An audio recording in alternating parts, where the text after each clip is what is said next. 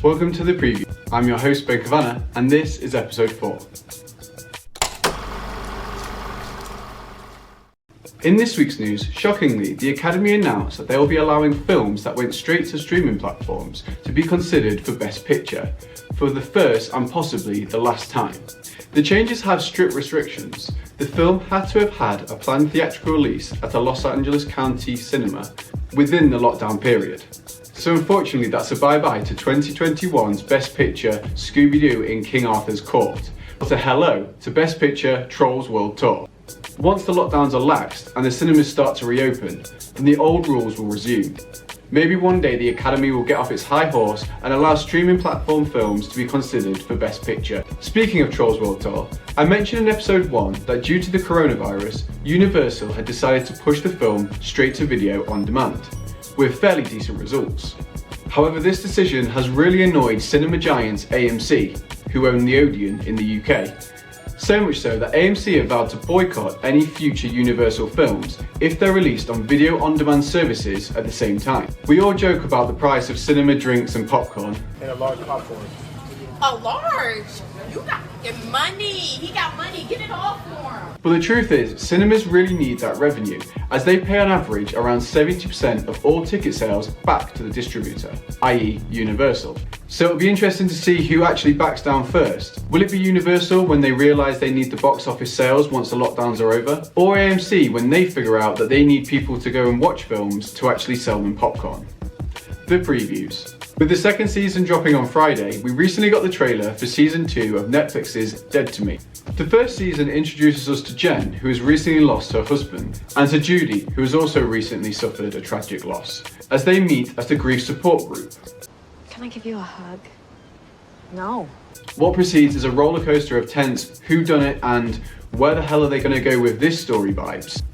But even though every episode felt like the writers had written themselves into a corner, they managed to worm themselves out, and it didn't feel fake or forced. Dead to Me is a really interesting whodunit murder mystery that I would highly recommend you watch, but you've only got around 24 hours to catch up before season 2 drops on Friday. Another preview we got this week was the trailer for the new horror TV series from Jordan Peele, J.J. Abrams and Misha Green, Lovecraft Country. Peele and Abrams will serve as the executive producers, whilst Green takes the helm as showrunner. Just by the looks of the trailer, it really is the love child of all three of these creators. That perfect blend of supernatural horror that both Abrams and Peele are extremely keen on, that takes place in the Jim Crow era of the US, which centres on the racial issues, which is Green's forte. As I've said before, I'm not a huge fan of horror, but I'm really looking forward to this new series premiering on HBO. You can find all the links to the trailers in the description below. The reviews. Although it may feel like for some of us we've just finished watching a TV show about the afterlife from one of the creators of The Office and Parks and Recreation, fortunately we've been blessed with another and I couldn't be happier. Upload was created by TV writing legend and veteran Greg Daniels, who has written for the likes of The Simpsons, The Office, Saturday Night Live and more. But don't be fooled by his past endeavours, Upload is so much more than just a comedy. Each episode leads you to more answers and even more questions about the life and death of Nathan as he fumbles around his new digital afterlife. With a whole host of wacky glitches and endless coding fun, the world that Nathan now lives in brings you a barrel of laughs. Spit 'em out! What? Occupied! Cease crunching! Fuck you! Thank you! My fingers and dick's file is bulging. When you start taking dicks? When there's no more fingers. With many coming from his new best friend, Luke, played by Kevin Bigley, who just so happened to like my tweet about the show. The fast pacing keeps you interested, whilst also allowing enough time for some truly intriguing character development.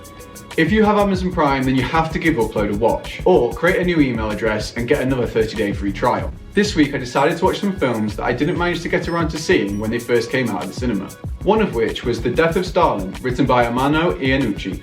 You might be familiar with Iannucci's TV work, shows such as The Thick of It, Veep and Avenue 5. His works usually satirise political figures, and The Death of Stalin is no different, showing us Iannucci's thoughts on how the political vultures would have swooped in after Stalin's death to try and take over the great Soviet Union. As with all dictatorships, it's wonderful to watch as the jackals tie their own nooses and gaze at their well-deserved downfall. How old are you? I'm old. You're not old! You're not even a person! You're a testicle! Now it's time for Snack of the Week. And this week's Snack of the Week are Chips Ahoy's cookies. This week we have a second time winner for the trivia question, which was, what fruit is usually used in the Godfather trilogy to signal an upcoming death scene? And the answer of course is an orange. Well done, honey. You are again the winner of the trivia question. And this week's trivia question is, what was the first feature-length film from Disney? As always, like and subscribe. Thank you.